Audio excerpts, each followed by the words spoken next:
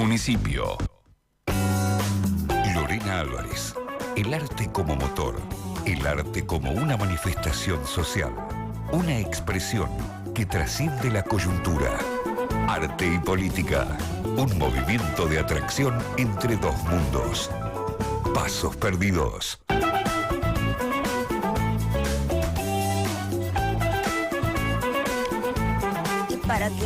Para que haya santos también tiene que haber pecadores y tiene que haber villanos. Pensaba tantos días hablando de gente buena, humanista, la maravilla de la vida.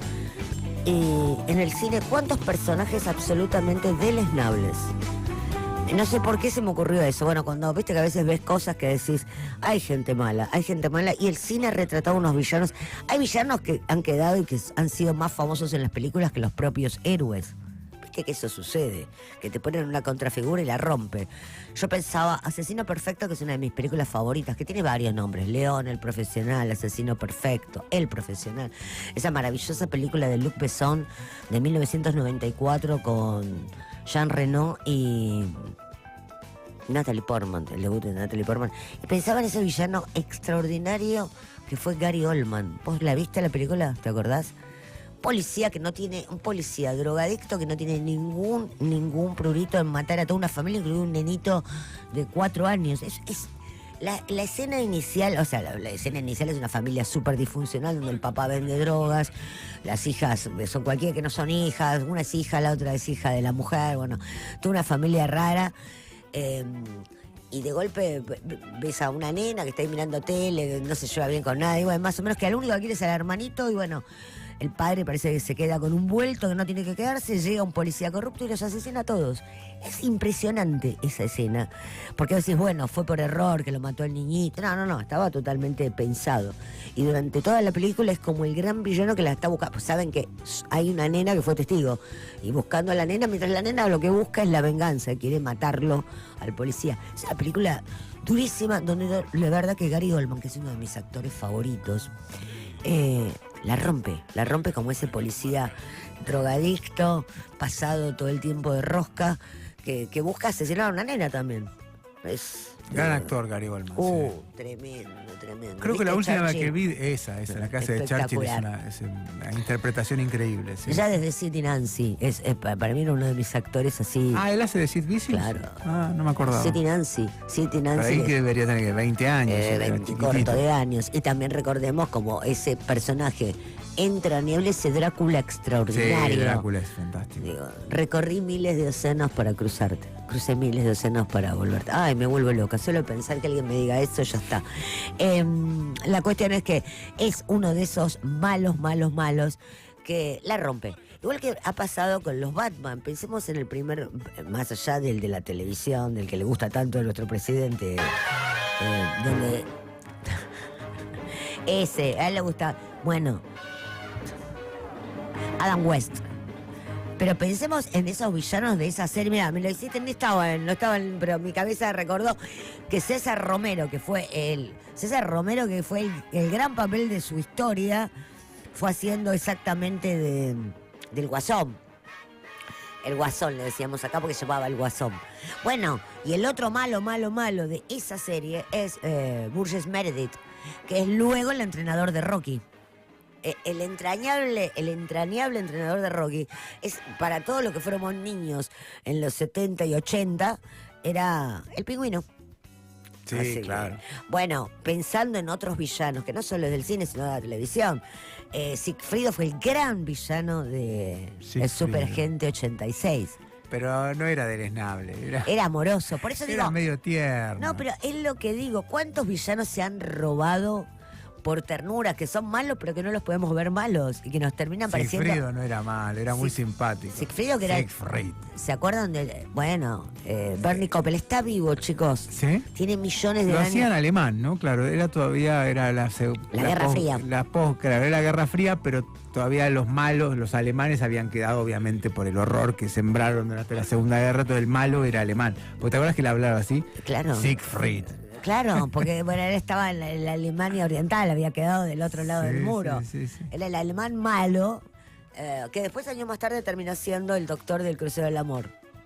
Esos personajes que han sido muy malos, entre comillas, los malos de la historia, terminaron siendo, te diría, un poco bueno. Y ha pasado también en telenovelas, donde la villana, la villana, los villanos, se la han robado. Uno pensaba en Montecristo. Montecristo ha sido una de las grandes telenovelas argentinas. Y el gran villano de la historia, que aparte tiene un complemento, porque en general el villano no se sabe ni por qué es villano, y básicamente el villano tiene trabajo como empresario, qué sé yo. Pero el villano de Montecristo, que para mí ahí fue como un golpazo, es un médico que atendía partos en centros clandestinos. De verdad que era un malo. Era Oscar Ferreiro, actorazo, que había hecho de malo en todas las telenovelas estándar, de lo que uno conoce como un culebrón. Pero en esta novela, en Montecristo, ¿la viste? ¿La llegaste a ver? No, esa no la vi. Montecristo es una historia increíble. O sea, porque, fue famosa la novela, pero no la vi así con claro, continuidad. los dos villanos de la historia son villanos hasta con cuerpo, cuerpo en términos que tienen un peso. Uno de los villanos es él, que es un médico que atiende partos en la clandestinidad, que secuestra a un bebé, bueno, que se apropia de un bebé, y que se lo da a un torturador, que es Roberto Carnaghi. Los dos villanos, uno es torturador, es un ex mano de obra desocupada, y el otro es un médico de centros clandestinos, digo. Pero son villanos más no, densos, oscurísimos, muy oscuros, oscurísimos, sí. Pero digo, o sea, no, en ningún momento sentía ningún tipo de empatía por esos villanos, te aclaro, pero sí me pareció que era un cambio, porque en general los villanos no se entiende la historia de esos villanos. Estos villanos eran, como ya te dabas cuenta, que tenían un nivel de villanía histórica, no eran semivillanitos. Y otro gran villano, no solo del cine argentino, fue Rodolfo Rani. Sí, recordemos. El gordo Rani ha sido un tipo. Gran villano, aparte. Pero terrible. De hecho, protagoniza En Retirada, donde es. El protagonista es un villano. Y después también en una hizo de torturador. En Retirada. En Retirada es la que hace En de Retirada. torturador, que se lleva a una mina y. Terrible, Eda Bustamante. Reproduce la escena de la tortura. Del campo de concentración en su casa, él. Exactamente. Bueno, pero después hizo ese personaje, que creo que ya lo comentamos alguna vez acá en el programa, maravilloso con... Ay, Dios, que eran dos homosexuales. Gerardo Romano. Con Gerardo Romano. En esa serie, ¿cómo se llamaba? Verdad, consecuencia me sale, pero no. Vínculos, ¿no era? Vínculos, no, sí, Vínculos algo era. así. Que hacen de dos gays. Sí, claro, la primera pareja gay de la televisión.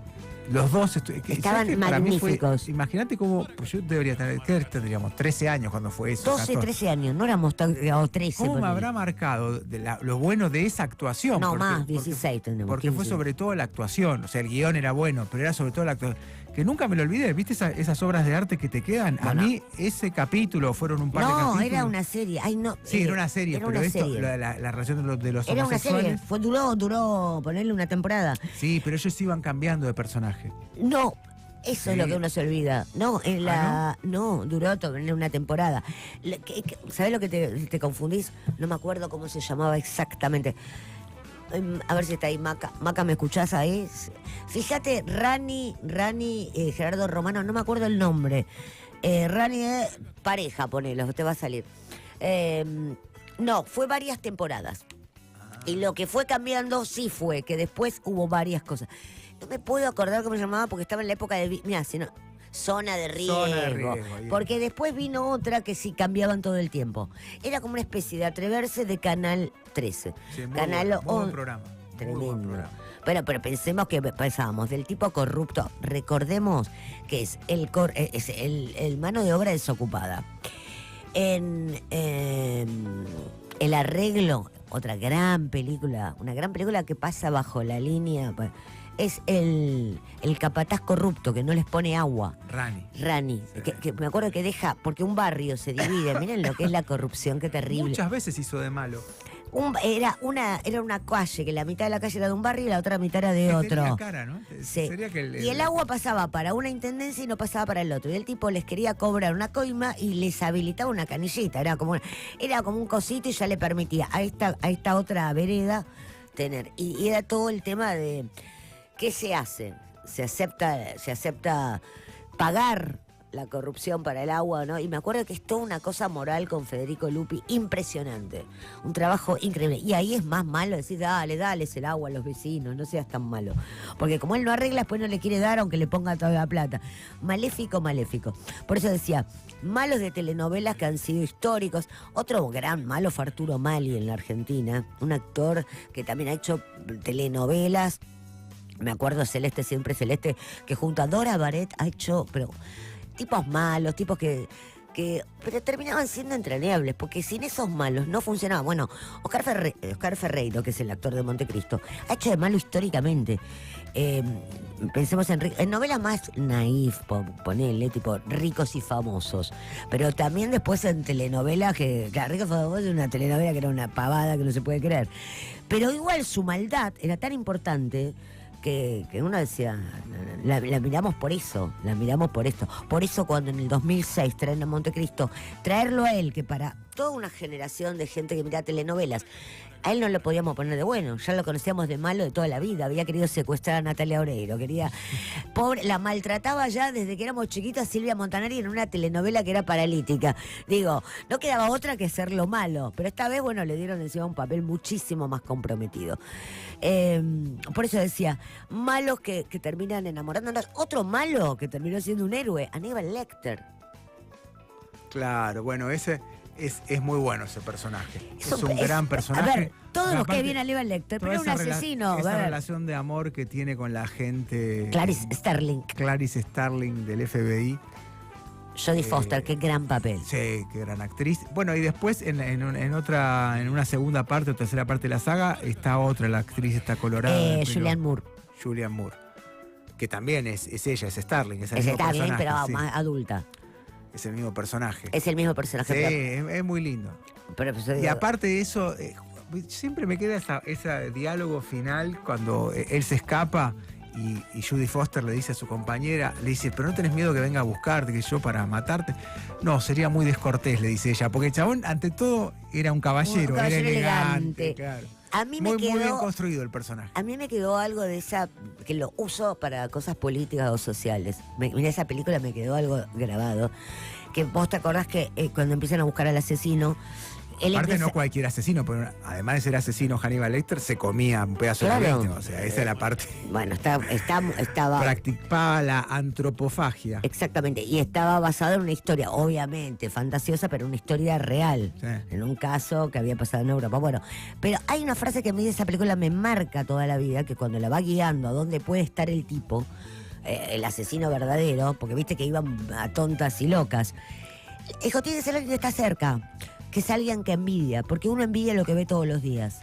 Y a mí me recontra quedó, porque empecé a pensar situaciones donde, ¿qué es lo que quiere la gente? Lo que ve todos los días. Por eso, en general, los locales, ¿dónde los ponen? En una avenida, donde la gente pase todos los días y mirás la vidriera y terminás queriendo algo que ni querías. Eso es lo que dice él respecto del otro asesino. Del otro asesino. Cuando la empieza a buscar, que cierren la radio, que no es que vayan a buscarlo muy lejos, tiene que ser por donde eran todos, tiene que ser alguien que las viera a las víctimas, claro, que las tuviera, porque uno envidia lo que ve todo el tiempo.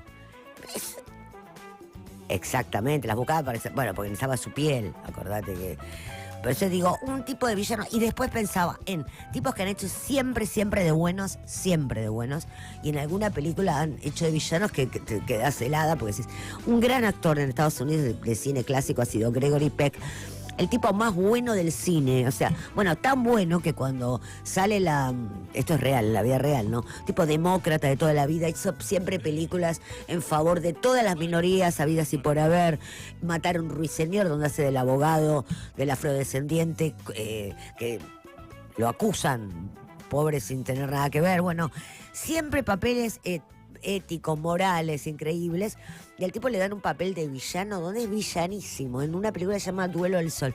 Y es una película muy interesante porque cambian los roles. Siempre el que ha hecho de malo era Joseph Cotten. Y esta vez el bueno Joseph Cotten y el malo, que siempre es. Y es una película muy lograda porque te sorprende la actuación de ambos, donde cada una, que siempre tenía un papel. Joseph Cotten era el tío, donde en las películas de Hitchcock era el tío que quería asesinar a las vecinas. Bueno, un personaje raro. Y sin embargo, en esta es un bondadoso total y Gregory Peck un maléfico. Y yo te decía lo de maléfico. Gregory Peck, un tipo tan amoroso, tan bueno, que cuando sale la candidatura de Reagan se empieza a preocupar. Viste que Reagan es como el primer outsider que les cae primero en la gobernación de California en los 70, que está en esa famosa convención donde Nixon un poco lo envidia porque ve que tiene un encanto increíble, y los demócratas se preocupan y dicen, che, tenemos que buscar un porque acá cuando te parece un outsider, la oposición que hace es busquemos lo mismo. Y lo llaman a Gregory Peck para competir con Ronald Reagan. Dice, oh, chicos, no, yo estoy para otra. Yo soy un buen tipo, déjenme, sigo con mi buena vida. Así que, y hablando de Gregory Peck, pero que, mira, ¿por qué lo voy a atar? Porque ahora quiero preguntarle algo a Demi que quedó pendiente de las noticias del día. Una de las últimas películas que hace él es Gringo Viejo, basada en un libro, hizo un libro que lo dirige Luis Puenzo, que es un sueño que tenía Jane Fonda. Jane Fonda toda la vida había querido besar cuando era chiquita a Gregory Peck, y se arma su propia película, compra los derechos de un libro y dice, pongo un director, Luis Puenzo, y me hago mi película. Así que pensaba eso, cuánta cantidad de libros también nos regalaron, villanos buenos. Y hablando de libros un poquitito, empieza la Feria del Libro. Empieza la Feria del Libro. Esto me tiene como loca. Empieza la Feria del Libro. Comienza mañana. Va a durar hasta el lunes 12 de mayo. Bueno, es un evento que siempre, pase lo que pase, en Buenos Aires tiene... Yo no sé si los porteños leen mucho, leen poco. Igual cuando vos ves las estadísticas de lectura sigue siendo, la Argentina y particularmente Buenos Aires sigue siendo un lugar donde se lee más que lo que se lee en otras partes. Pero la Feria del Libro, sea por placer a la lectura, por paseo, por las dos cosas, que yo, va muchísima gente. Así que arranca este jueves. Vamos a dar... la apertura va a estar a cargo de Juan Sasturain esta vez. Me te digo, va a ser una apertura extraordinaria. Va a estar picantita, ¿eh? Qué tipo encantador. No sé, igual él no es tan... es decir, todos conocemos más o menos sus posiciones políticas. Sí, señor. Muy mileísta no es, ni va a ser. Pero no es un tipo que vaya a ser... Me parece, su estilo es más tranquilo, no va a generar mucha fricción. Pero vamos a ver. Las entradas, para mí está barato, te digo, la verdad. Contame. De lunes a jueves 5.000 pesos para lo que están las cosas. Mira. Para lo que sale una empanada. Sí, te juro, pensé que iba a estar más caro. Una docena de facturas. ¿Cuánto sale una docena de facturas? Sale Ya más no de 5.000 tengo idea, pesos. no como ya. Yo tampoco, pero No como te porque aseguro que una docena de facturas sale debe más que estar 5.000 9 pesos. lucas más o menos. Y mínimo 500 lucas cada factura, así que No, como más, mínimo sí. 6.000. Los viernes y sábados y feriados sale 8.000, ahí ya está un poco más caro. Y después hay otras, hay como que podés comprar por 12.000, si querés ir si compras, hay como un bono de 12.000 y podés ir 3 días seguidos. ¿Incluye el fin de semana o no? Sí. Ah, perfecto, ese está buenísimo. Ese está bueno, si te gusta mucho. Y después siempre va a haber promociones, 2x, lo que hay siempre. Así que, bueno, empieza la Feria del Libro. No sé cómo llegamos a Gregory Peck, pero cerrá vos igual. Retoma y cerrá vos. Llegamos por un libro que compró Jane Fonda porque quería besar a Gregory Peck. Así que villanos de todo tipo. Villanos entrañables, villanos inimaginables. Villanos también en la vida real, porque la verdad es que uno decía, bueno, qué malo que fue Gregory Peck en Duelo al Sol, pero me parece que fue más malo Ronald Reagan en la vida real.